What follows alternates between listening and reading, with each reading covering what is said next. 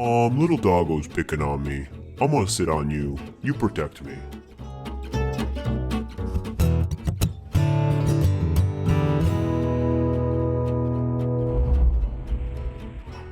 Welcome back to Baloo and Besties. This week we have to address the 10-pound elephant in the room. This little foster dog is kind of a bully.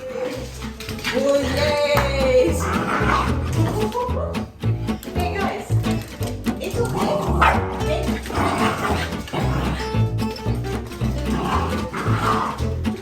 Lexi.